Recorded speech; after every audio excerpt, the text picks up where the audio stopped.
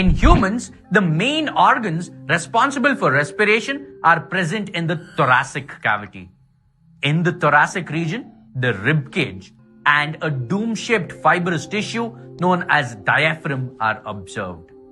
Present within the rib cage are the pleural membranes which enclose the lungs. The right lung is divided into 3 lobes: the right superior, the right middle, and the right inferior lobe.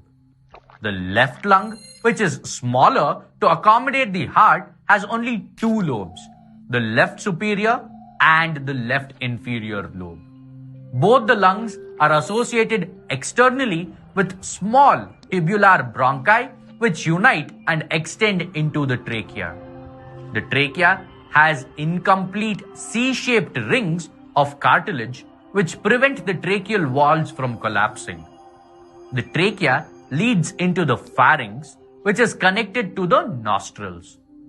As we breathe in air, the oxygen molecules enter the nostrils and travel downwards through the pharynx and trachea to finally reach the bronchi. From each bronchus, oxygen travels into the lungs. Within the lungs, the bronchus divides repeatedly to form bronchioles. Oxygen travels through these bronchioles and reaches the alveoli, each of which is surrounded by a network of capillaries.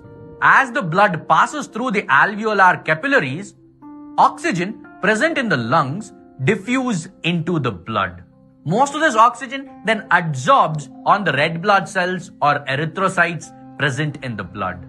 These erythrocytes contain hemoglobin, which is a complex protein compound containing iron. They have an affinity for oxygen. So, oxygen is attracted to the hemoglobin and unites with it to form a bright red-colored compound called oxyhemoglobin. The oxyhemoglobin, which is an unstable compound, is carried by the blood to different tissues of the body. The low oxygen concentration in these tissues leads to dissociation of oxyhemoglobin into oxygen and hemoglobin. This oxygen then diffuses into the cells and deoxygenated blood then returns back to the lungs.